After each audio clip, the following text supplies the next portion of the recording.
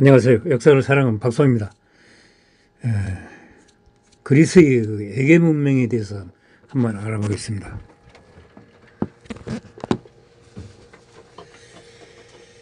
에게 문명은 기원전 3000년 무렵부터 에게해 섬과 연안지역에서 시작되었습니다. 에게의 최대의 섬 크레타가 번영의 중심이었다고 합니다.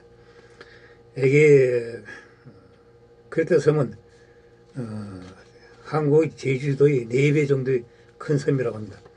크레타 문명 또는 미노 문명이라고도 부릅니다. 그들은 금속과 벽을 함께 사용했으며 절정기는 기원전 1100년, 1400년 무렵이었습니다. 그 후 문명의 중심은 그리스 본토의 미케나로 옮겨가고 문명의 주역들도 바뀝니다. 에게 문명의 후반을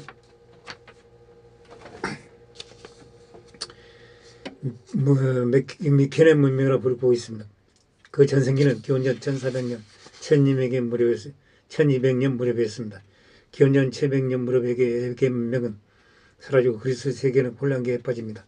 하지만 그리스인들은 다시 그들만의 독특한 문화를 만들어냈습니다. 이들은 앞서 훌륭한 에게 문명이 존재했던 사실을 까맣게 잊고 있었습니다. 그 후 에게 문명은 3000년 동안 로마인에게도 유럽인에게도 제대로 알려지지 않았다고 합니다. 에게 문명의 존재는 고대 그리스인들에게조차 전해지고 말았습니다. 그들의 의식 속에 희미하게 흔적을 남기고 있었다고 합니다. 신화와 전설을 초래한 호메로스의 서사시 일리아스와 오디세이스가 바로 그 흔적입니다. 그것은 마치 찬란한 서양이 진 뒤 지평선 위에 름붓이 남은 노을에 비교할 수 있는 것이었습니다. 하지만 많은 사람들은 호모의 서사시가 역사적 사실과는 관계없는 그저 꾸미는 이야기라고 생각했다고 합니다. 사실 서사시 속의 흐르던 흔적들에 주목하기 시작한 것은 아주 최근의 일입니다. 그리스의 미녀 헬레나의 납치와 트로이 전쟁에서 대하여 아는 사람은 많았지만 그 이야기가 역사적 사실이라고 생각하는 사람은 없었습니다. 그러나 하인이 술리만 1822년 생각은 달랐습니다. 그는 호메로스의 서사시가 단순히 지어낸 얘기가 아니라고 믿었습니다. 발굴로 그런 생각을 입증했다고 합니다. 북부 독일에서 태어난 그런 인생 역정에서 파란만장을 하였습니다. 소년 시절 그는 호메로스의 이야기를 애도하면서 언젠가는 거기에 나오는 트로이 유적을 발견하리라 결심하였다고 합니다. 궁핍한 청년 시절을 보냈지만 타고난 사업수완을 발휘하여 이윽고 사건에서 성공한 술리만은 어릴 적부터 자신을 그토록 매우 시켰던 연구에 전념하기 위해 사업을 위해 은퇴하였습니다. 그는 모아놓은 전 재산을 쏟아부어 1871년 소아시아 북서부 연안 현재 터키 영토에 있는 이사르크 언덕을 파헤치기 시작하였습니다. 발굴 결과 그 언덕에 그 계층의 유적이 겹겹이 있음을 알게 되었습니다. 약 2년 만에 그런 밑에서 두 번째 제2기층에서 여러 개의 멋진 황금 제품을 발견하였습니다. 술리만은 이 보물이 트로이 왕 프라이모스의 것이며 제2기층의 도시는 틀림없이 호메로스가 노래한 트로이 유재라고 믿어 의심치 않았습니다. 하지만 그 후 아테네 주재 독일 연구소 소설로 그의 발굴을 도와주던 고학자 벨헬름 텔펠트는 밑에서 6번째 층이 트로이의 시였다는 의견을 내놨습니다. 한편 유럽 30년부터 트로이 지역을 재조사한 미국의 블랙은 트로이 유적이 제7기층에 속한다는 또 다른 새로운 가설을 제기하였습니다. 발굴 성과에 공헌된 나머지 술리만은 흐르면서 서사시가 신뢰할 만한 역사 자료라는 것은 신임을 갖게 되었습니다. 그래야 그 서사시 가운데 언급된 다른 성체들이 유적들로 여겨지는 곳들을 차례로 발굴해 나갔습니다. 1870년 미케는 그로부터 4년 뒤에는 올코메네스 다시 4년 뒤에는 티린스에서 각각 성과를 거두었습니다. 특히 미케네 유적의 무덤들에서는 사람들이 이목을 끌만한 출토품들을 발굴하였습니다. 최후로 발굴을 기획한 곳은 크레타 섬 북부 해안에 위치한 크로노스 왕궁터였습니다. 그러나 발굴지 당 매입 출토품의 소유권 등을 놓고 당 주인과 실랑이를 벌인 끝에 그 계획을 단임하고 말았다고 합니다. 훗날 그를 대신해서 그것을 발견한 사람은 영국의 고고학자 아더 에벤스였습니다. 1900년부터 발굴 작업에 접수한 그는 작년 항공탄화 왕비를 위한 자금 벌금 등을 찾아냈습니다.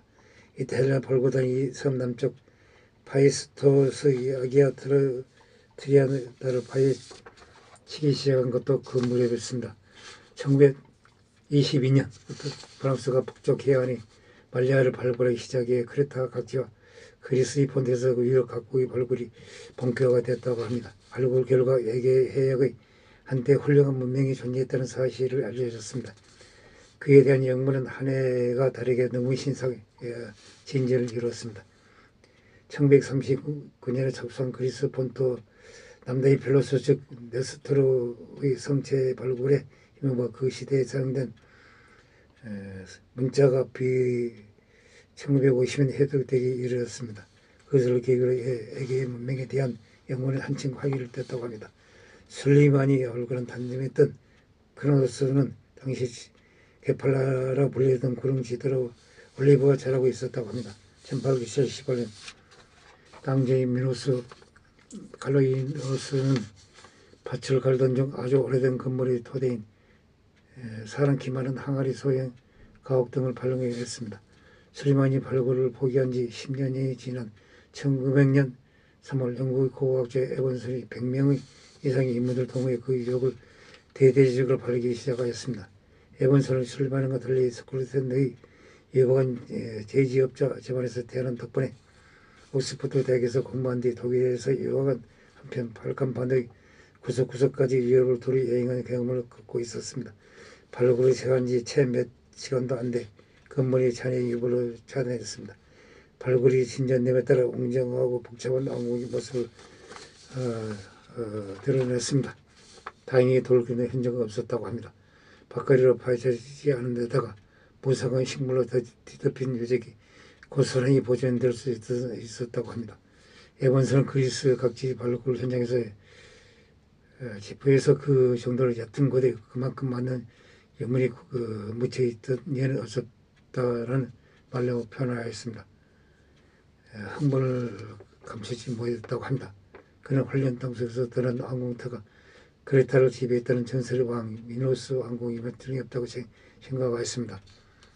우리는 지중해 에게 바다, 에게 문명, 즉 크레타 섬에서 발생한 에게 문명 후에 미노스 문명이라는